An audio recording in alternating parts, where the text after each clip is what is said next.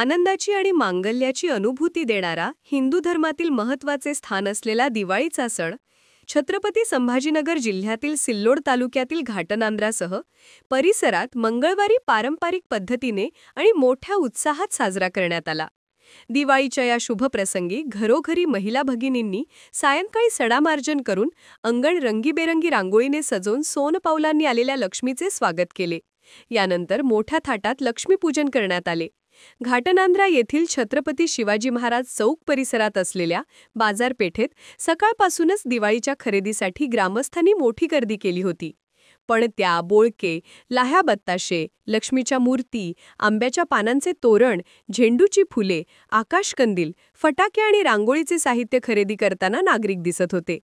विशेष म्हणजे दिवाळीच्या दिवशी केरसुणीला लक्ष्मी मानत असल्याने केरसुण्या घेण्यासाठीही महिलांची गर्दी होती। जानवी जोशी, संध्या लोरे, प्रियंका चौधरी, रेणुका सनानसे, स्नेहल सोनवणे यांसारख्या महिलांनी आपल्या दारासमोरील अंगण सुशोभित करून आकर्षक रांगोळ्या काढल्या होत्या, ज्या लक्ष वेधून घेत होत्या। सायंकाळी शुभमुहूर्तावर व्यापारी आणि नागरिकांनी वेदशास्त्र संपन्न संजय शास्त्री गुरुजींच्या मंत्रोच्चारात सपत्नीक लक्ष्मीपूजन आणि कुबेरपूजन केले। यावेळी सर्वांनी सुख समृद्धी आणि शांतता नांदू दे अशी प्रार्थना लक्ष्मी मातेच्या चरणी केली। दरम्यान ऐन लक्ष्मीपूजनाच्या मुहूर्तावरच पावसाने हजेरी लावल्यामुळे अनेकांच्या उत्साहावर विडजण पडले।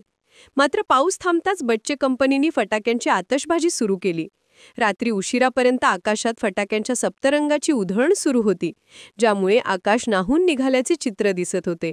प्रतिनिधी राम जोशी, NTV न्यूज मराठी, घाटनांद्रा, छत्रपती संभाजीनगर।